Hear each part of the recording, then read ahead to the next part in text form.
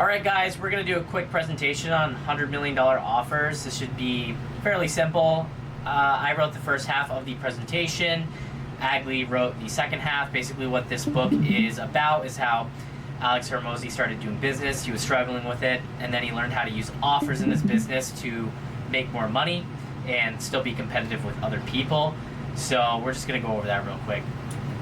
Section 1, how we got here. Success in business often requires going against the norm and making bold decisions. Hormozi introduces the idea of a grand slam offer, which is a unique, high-value offer that attracts customers easily. The key to growth is crafting offers so compelling that customers feel they can't refuse. He was losing all the money he made from his previous business endeavors until he was able to hit a good offer. Alex will often say, you need to make offers so good people feel stupid for saying no. And I just provided a screenshot of his bank balance from when he had to pay $22,000 out to somebody that was on a sales team because he had 120 grand of business savings locked up in his bank. So he would basically make, a really good amount of money, obviously not in the millions, but he make hundreds of thousands of dollars, but because he was doing business slow, methodically, and still learning how to basically do everything, he wouldn't have enough money to pay out people for those things. And yeah, business holds happen. They happen to me. I've had thousands locked up in PayPal sometimes, and cash flow can be a bit an issue, but obviously if you're able to keep a sustainable business, make a lot of money, you'll have more free cash flow to pay people and meet payroll. Section 2, pricing. Instead of getting caught up in price wars, focus on delivering so much value that you can confidently charge more for your product or service. Pricing should reflect not just the tangible value you offer, but also be the perceived value created through effective marketing. By highlighting the unique benefits, results, and premium quality of your offer, you can justify higher prices and stand out from competitors who slash prices to compete. In fact, higher prices can lead to greater customer commitment, particularly in coaching programs, where larger financial investment increases emotional buy-in and motivation. A well-marketed offer that communicates exclusivity, expertise, and strong outcomes evaluates its perceived value, making customers feel that paying more is not just justified, but smart. So here's actually an example video of somebody raising their prices, and I don't know if you guys heard of the brand Payless. It's basically a budget clothing brand, or shoe brand, I guess, for people who aren't very rich, who don't have a lot of money just to spend on shoes. They're basically budget shoes. Now, this is an example of a coaching brand where they raise the price to thousands of dollars, but it is basically an example of how you can raise price, and by raising price and creating effective marketing around your brand, you can basically charge a lot more. Keep in mind, these are $20 shoes that they charge over $500 for, $400 to $500 for, just through marketing and branding. We built a fake luxury store in Los Angeles and filled it with Payless shoes. The guests at our grand opening party had no idea. They're elegant, sophisticated. I just think it's so classy. And I could tell it was made with high quality material. These fashionistas actually paid $200, $400, and even $600 for Payless shoes. But you can get these same shoes at Payless for $19.99 or lower with our epic holiday deals. Why pay more when you can pay less? So what's pretty crazy to me about that is just how effectively they could honestly sell their shoes for way more than they're worth just because of perceived value. Now, obviously, not everybody can afford that. There's different strategies like lowering your price, but it's proof that, hey, you really do not have to be the lowest price competitor. But they basically showed that they are high value because people will pay $500, people will pay $400 for these products. They basically created high value for their products while still appealing to a market that can buy cheaper. But still, that shows that you can sell things for a lot more money than they're worth just because of the perceived value, which is crazy. Explain again. Let me go to the fourth slide. Section 3, value. Create your offer. When creating an offer, the goal is to solve customer problems while delivering extra value. This approach makes your offer unique and compelling. By stacking additional benefits and solutions, you ensure that the value customers receive is far greater than the cost, making your product or service irresistible. So I actually wanted to show you guys a way I did that in my brand, And the way I did that was essentially by creating an offer for buy one get two free. Now, other brands were selling my product, Fleece Line Tights, for around $20 per pair, or there were some competitors that were selling it for $50 to $60 per pair. Now, I can't tell you which competitor was the most successful, but I will tell you, since I saw that some people were showing that their price was higher than mine, I was just like, I'm charging them $20 for this product, but I really don't have to. But I can create an offer that's really good and still have a higher price, because I noticed my competitors are pricing this higher. So what I did was I made the product price $40, very close to my higher competitor price, but still higher than the lowest competitor. And I created a better offer and charged shipping.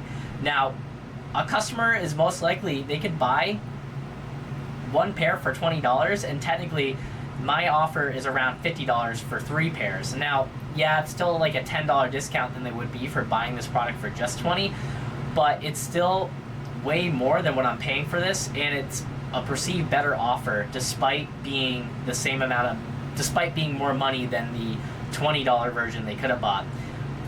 It's like what he said, Grand Slam offers, but I'm actually charging more. It's kind of crazy. So I can also charge more because I'm comparing myself to the other brands. Now, you don't always want to compare yourself to other brands, because that just leaves it open to customers that you can essentially, that you have competitors and they might look elsewhere.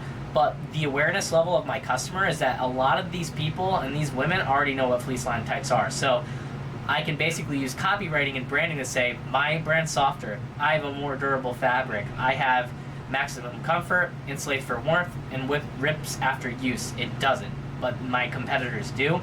Also, a part of my offer is the fact that there's urgency, there's low stock, so they should buy it soon. Section 4, Agli, do you want to share your screen, or do you want to read this and explain it yourself? You can keep it on here. I'll explain it. Yeah. I'm going to close my door, but I'm listening. So enhancing your offer, that's pretty much you have an offer in place of what you're selling. And then this basically takes that offer and breaks it down into scarcity, urgency, bonuses, guarantees, naming, how you can take that original offer and make it more valuable. So if you start off with scarcity, think FOMO, fear of missing out. So you're going to have a fixed supply or quantity of products or services. And this basically increases the need to take action. It's similar to urgency, but you have basically the fixed number is the difference between that. Both work on the FOMO aspect of your psychology, really. So say you have, per month you say you have 10 clients that you're going to be allowed to work with you. People will see those slots as being more valuable than if you were to just not have any maximum and you're just accepting everyone. You kind of feel more valuable if you're within that 10. It definitely adds that sense of quality to the original offer. There's also some examples of that are brands like Chanel or Coach.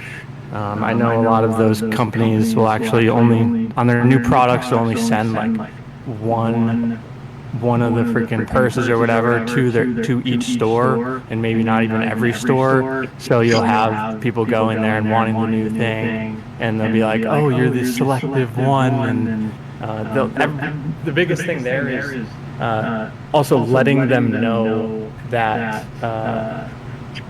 there is a scarcity there, because if they don't know that there is only one item left, then you're not really gonna know about that scarcity to begin with. and that's what drives that. So next urgency, that's more of a function of time. So you can limit the time when people can sign up, say, set a deadline, or with Neiman, I know that on your drop shipping stores, you probably have this item's available for the next, 48 hours or something like that. Or, have you ever seen you add it to your cart, the item, and then it'll say, oh, we have this item secured for 10 minutes. And then the countdown goes, and you're like, oh shit, if I don't buy it within 10 minutes, who knows if it's going to be there. So like I said, that is similar to scarcity, but it's more of the time-based part that plays on your psychology there. Most of these, like I'm going to go through, are targeting our psychology, which is, people can be aware of this, but that doesn't mean that they're going to avoid these tactics. Like a lot of these tactics are used successfully, and what I've seen from this chapter was that a lot of like Amazon having 3 items left. A lot of different companies, e-commerce especially, will do that, and if you're just doing that, then the customer already sees that in every store, so it's not playing on their psychology as much. So you want to be a little bit more creative in that aspect and try to stand out in some different way. I can't think of an example right now, but Amazon stands out because they have faster shipping times than any other e-commerce site. So that's kind of like what you're saying, right? Yeah. Exactly. They stand out in another way because they have their own infrastructure for shipping and getting products to your house faster than anyone else. Right. Then we'll go down to bonuses. So I like that Rubik's Cube looking, whatever the hell that is. So that basically, the difference between your offer at beginning is it includes the base offer along with additional offers, and it's all included in one singular offer. That can be good, but to increase value in your offer, you can split that up into your base offer and then additional offers or bonuses on top of that. So if you ever see like the infomercials, they start off with, here's our product. And then they'll go through and be like, oh, here's why you might need this additional thing, but we're going to include that for free. And it just seems to keep, continually adding. And then, but wait, there's more. And that's literally exactly that bonus thing. Like you're just waiting, you're watching it, just more and more things get added to that offer, and it's harder and harder to, say no to that.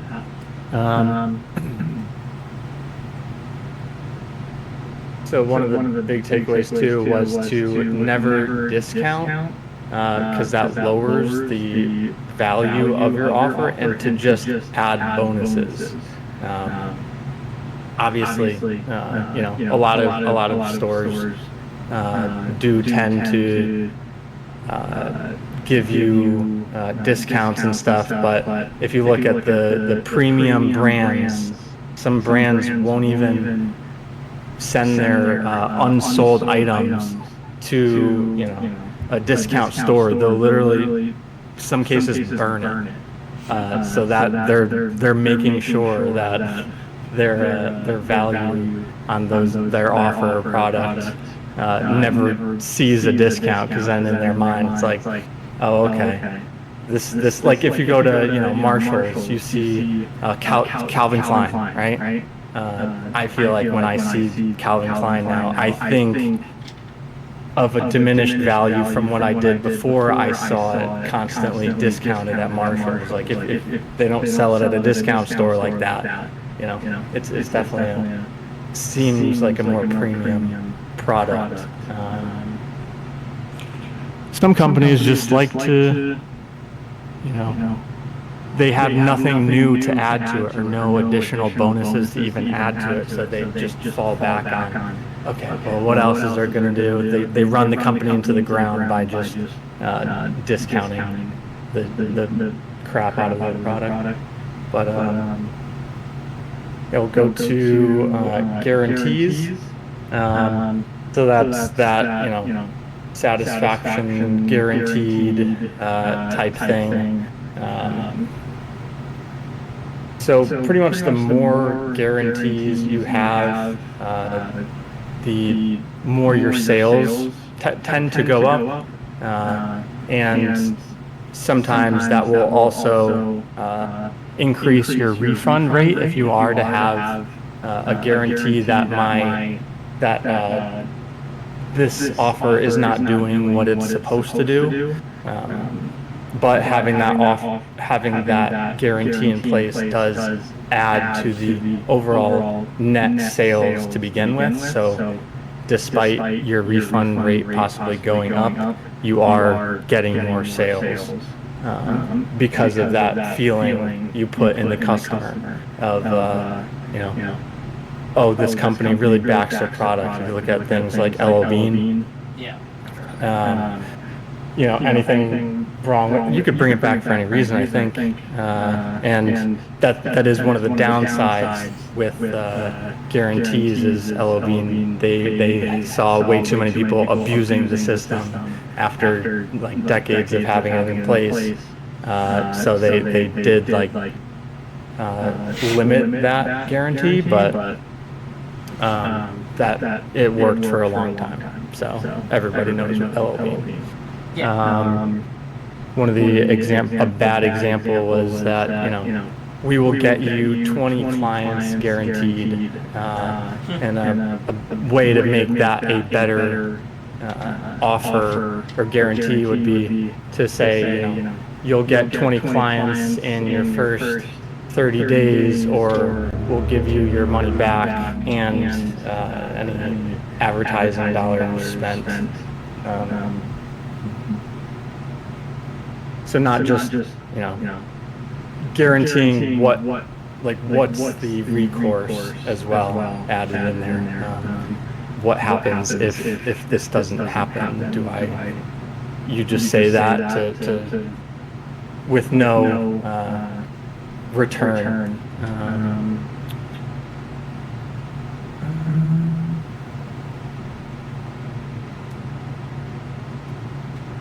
And then we have naming. So the shorter and punchier, the better. Having names that, you know, tell you exactly what you're getting in the name can definitely be beneficial here. Things that stick in someone's mind.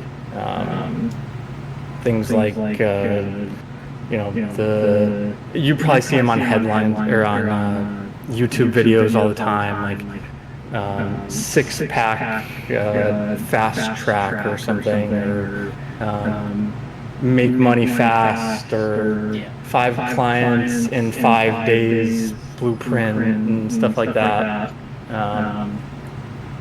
The naming is obviously a big thing because that's usually the first thing that they see as well.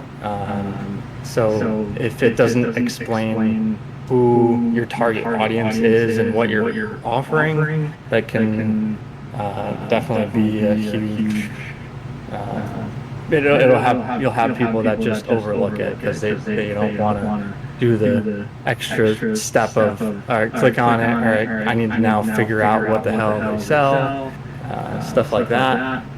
You want them to know what it is that you're selling and what it is. Is it a boot camp? Is it actual products or whatnot?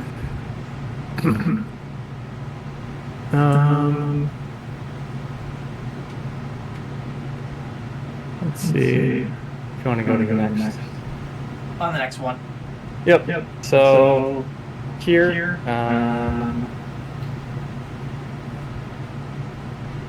basically, $100,000 is going to be the hardest point to get to.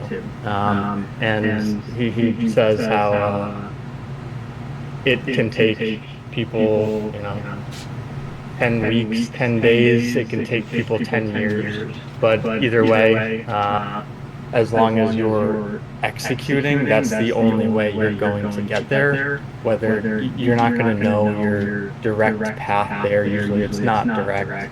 But as long as you are putting forward that execution of that these things that we're talking about here, you're going to be a step closer to your first 100,000. Makes sense. Execution is incredibly important. If you don't execute, you're not getting practice. You're never going to get anything done. Literally, you're going to fail. You're going to fail when you start, and if you don't execute, you're not going to hone your craft, and you're not going to get better, and you will never make $100,000. So, Or 100 million. or your million, your first million. I know Agley's probably already technically made his first 100,000. I don't think he's had his first 100,000 in bank yet. Me neither. So I'm not calling you out. But all I'm really saying is, Agley still had to execute, get things done, get certifications done, apply for jobs, and keep trying. If he never did that, he didn't execute, he wouldn't be making over 100 grand a year. If I didn't try my hardest, execute, fail a ton of times, I would have never made 30 grand revenue in a month.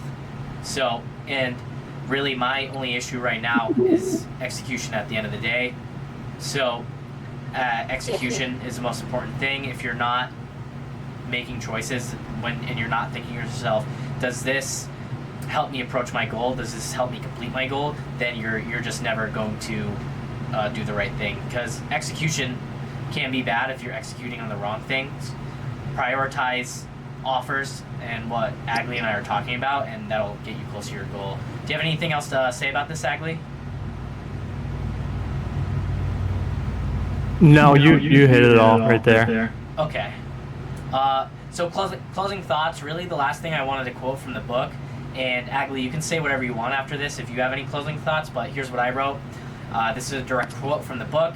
However, there's a difference between gambling in business and gambling in the casino. In a casino, the odds are stacked against you. With skills, you can improve them, but never beat them. In contrast, in a business, you can improve your skills to shift the odds in your favor. Simply stated, with enough skill, you can become the house. Alex Hormozi. This is my absolute favorite part because it puts your destiny in your hands, not life's. Sure, we all dream of an easy way to get rich, but the truth is, success is in your control. It's up to you to take charge. Start your business, master irresistible offers, and execute like your future depends on it. Because it does. In business, you can tilt the odds in your favor, unlike a slot machine where no amount of skill can improve your chances. So, I don't know if you had anything to say, Agley. Do you have any closing thoughts? I really got just a lot of play on psychology. That was definitely a huge part of it. Whether it's things that you recognize that are being done in the marketplace or not, they're just pay attention to these things, and you'll be creative with these things as well. Adding those bonuses and things like that, creating that urgency in a unique way. Those are definitely, I've seen some things just like, we guarantee that you won't want to jump into a alligator-filled swamp after that. Like just I don't know, just something different that gets your attention away from the mundane ads out there and the products that are all very, very similar. That's how you become successful. Yeah, and I mean, exactly, guys. So the last part of this is going to be the most important, because at the end of the day, if you're not executing, you're just jerking yourself off. You're wasting time. You're mentally masturbating. You need to actually focus on things and do it, because yeah, it makes us feel good in the moment to learn all this. We're taking information in, but if you're not actually executing on that information, it's just mental masturbation. So I guess what I really wanted to say and make sure everybody knew is, like, yeah, we can talk about this all day, but I want to see proof that people are actually getting things done, picking business models. And whether you pick a personal brand or not, or you're doing a brick and mortar business, or you're doing an e-commerce business like I'm doing, you're still going to find offers valuable, and you're still going to find these basic business principles to help you in your business. A personal brand, you can sell coaching. If Zach wanted to teach people how he got the best results in running, he could sell a coaching service for that. If Agley wanted to sell a cookbook because he's currently starting a cooking YouTube channel, he could find plenty of offers.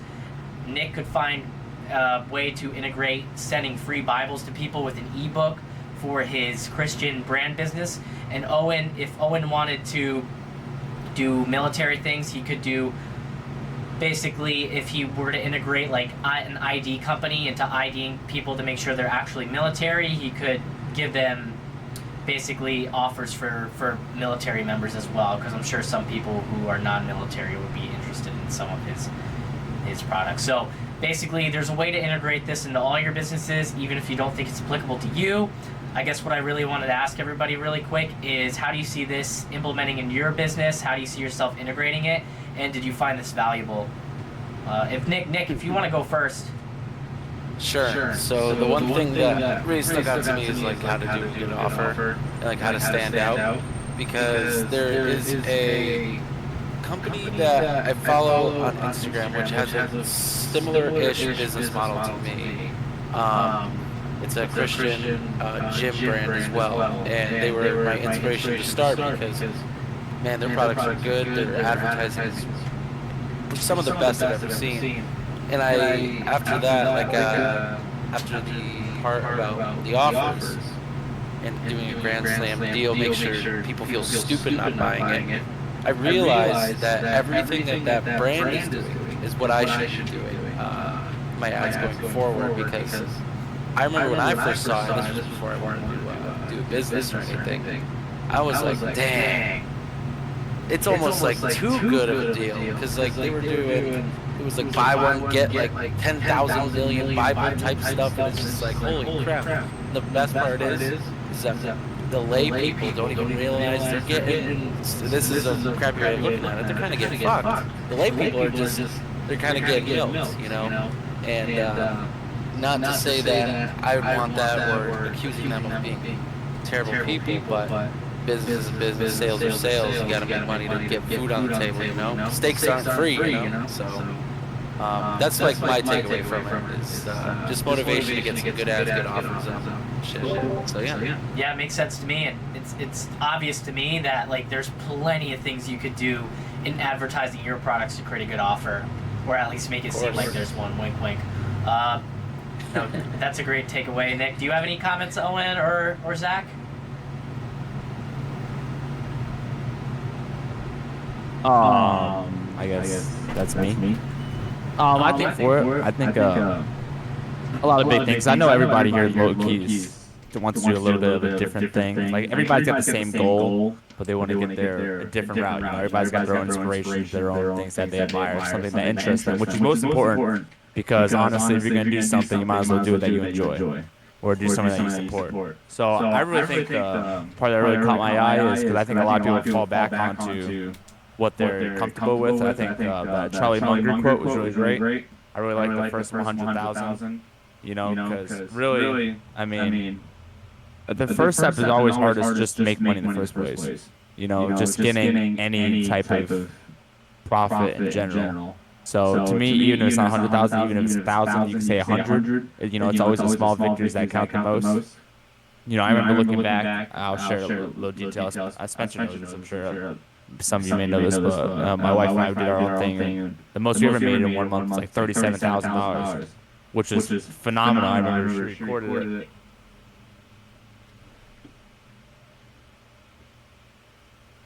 And my bad.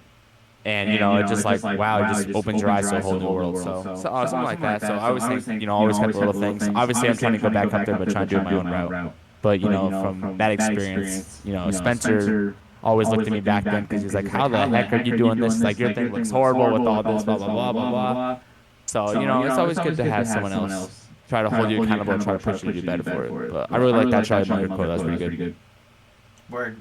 Zach, do you have anything to say? If you don't, I know you don't have a particular business endeavor in mind just yet. Maybe a personal brand, but I don't know if you're listening, Zach. But you can unmute if you'd like.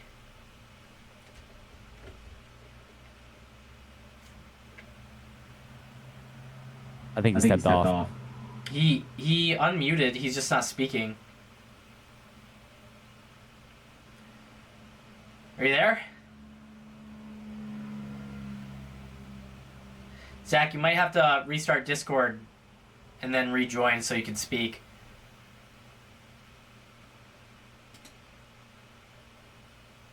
Zach? I think he went on a 5-mile run real quick.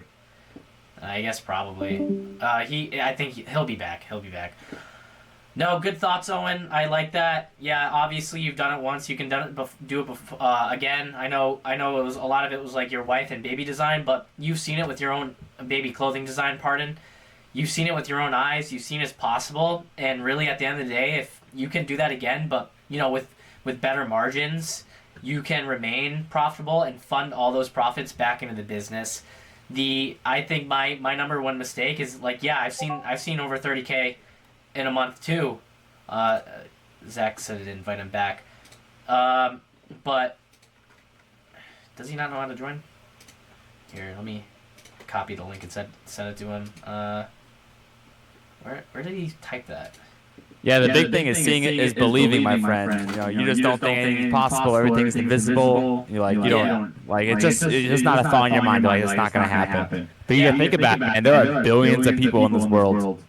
Like there are millions of people, bro. And all you gotta do is take just a little handful. Just take a little handful. That's the goal.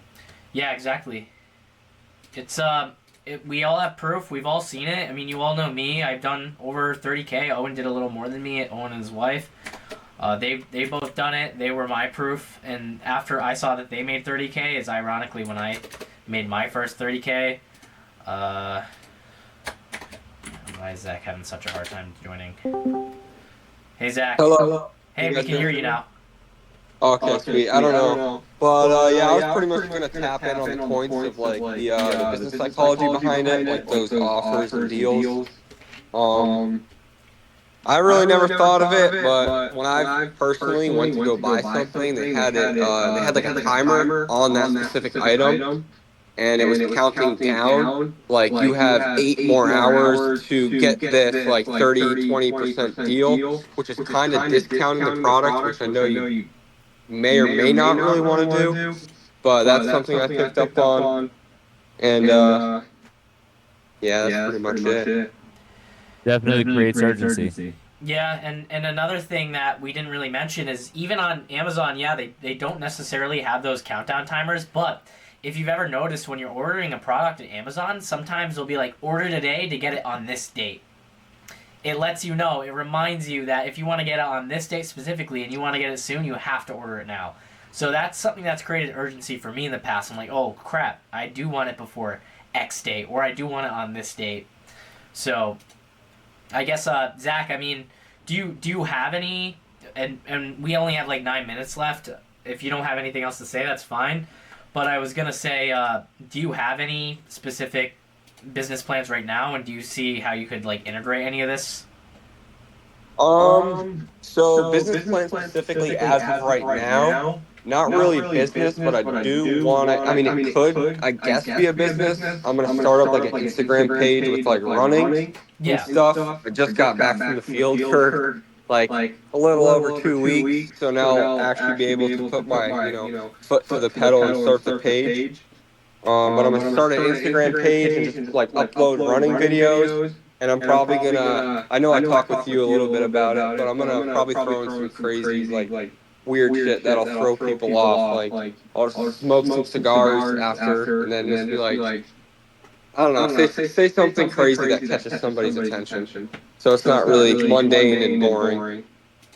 Yeah, and then, well, eventually we can help you find a way to monetize that. I mean, because once you have an audience, you have access to these people who, you know, maybe they look up to you, maybe they just find you funny, but you have eyeballs, and this right now this is an attention economy. Whoever has the attention gets the money. So, like I'm running paid ads. Agley's doing YouTube. He's going to be doing cooking, and he's going to be talking about health in cooking probably. So you can easily make money with cookbooks. For you can make like a guide on how you became an elite runner. I don't know. Maybe that's not the best idea, but at some point, once you create that personal brand around yourself, there's definitely ways to make money for it. Like even you could honestly do a running clothing brand too, dude. Potentially, yeah.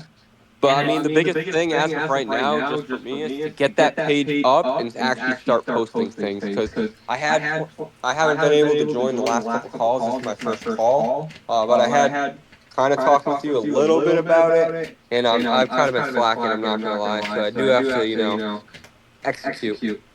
Exactly. So this Thursday, do you think you can have an account up and running? Yeah, I plan on I'm making an account tonight, and then I'm gonna go on a run and try to think of a video idea. I'm gonna go on the run, and then I'm just gonna think of something to post. Okay. Yeah, and so what I expect for Thursday, if you can make the call, just let me know. If you can't, that's fine. But what I want to see you do by Thursday is to have a page up and have a video done. And if you don't want to upload the video, if you want everybody to check it out before you upload it, that's fine. But if you want to post it before Thursday or on Thursday, before you show us, that's bonus points. That's awesome. Yeah, I'll definitely make sure to do that. 100%. Dope. Awesome. Keep me accountable. Keep me accountable. Exactly. That's the thing here. So, to keep me accountable, and this is on recording, so you guys can easily keep me accountable. I expect to have another. Let me see. It's Monday. Okay, yeah, this is realistic. I expect to have 2 more pages ready to test by Thursday next call. 2 new products, different products, and I also expect to have ads up if I'm not having issues with cash flow. And I'll be honest with you guys, if it's a cash flow issue or a discipline issue. So that's my goal. 2 landing pages and it adds up for at least one of the products that I have. Anthony, what's your goal by Thursday?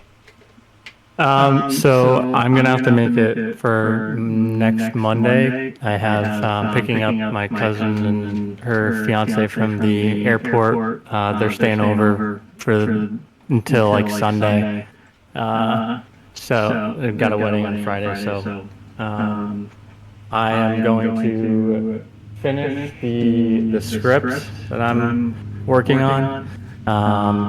It's trying to decide on a recipe is fucking being indecisive. So definitely gonna might pick your brain a little bit on that. But yeah. And not trying to be a dickhead or a cocksucker. Are you able to have that ready by Thursday, but send it in the chat? And if not, that's fine. You can show it on Monday during an actual call. But if you're able to have that sent by Thursday, and we could just talk about it in the call and then record that call so you can watch it, that would be cool with me. Okay. Yeah. I would like that. I'll definitely try to get that done by then. Okay. I would appreciate that. I think that's better. I want to make sure we get that done as soon as possible. Yeah, that'd be dope. All I'd right, like to hear that. Awesome. Thank you. Nick, what's your goal by Thursday? Goal is to have 2 picture ads and 1 video ad and a Instagram account up, and I don't know when I'll be able to. I'll be able to push the ads. I just need to get the ads, and then I need to make a good store, which I'll talk to you about, Spencer, in DMs. Fire. About okay. Get your shit done and yep. Absolutely. Owen, do you have a goal for Thursday? I just gotta finish putting up those other designs onto actual clothing wear and actually put those up on the site. I already have one of them, but I have like 5, and I gotta finish those up real quick. fire. If also possible, I'd just like to add, because Nick already has a lot of designs too, and even if you only have 3 or 4 designs already, which I know you do, I would like you to have a social media account up with ads as well if possible. And honestly, you could talk about that with Nick and I. If that's too much for your workload, that's fine. I want to see if you can get that done too. At least like I'm probably gonna need help with figuring out the process of how to do that. I've never done ads before, so Okay. I don't know. Social media side, wise, that's fine. But like actual ad wise, I'm not really sure. Okay. So, All right, so we'll move ads to Monday, but I'm gonna try to get you ready for Thursday. That sound cool? sounds good. Awesome. Does anybody have any closing thoughts? Not at all. All right, perfect. Well, that's the end of the call. I'm gonna go to Buffalo Wild Wings to celebrate Cole leaving for basic training, and then yeah, I'll upload this call later. Sounds good. Peace out, everybody. Peace out. See you. Yeah. See you guys.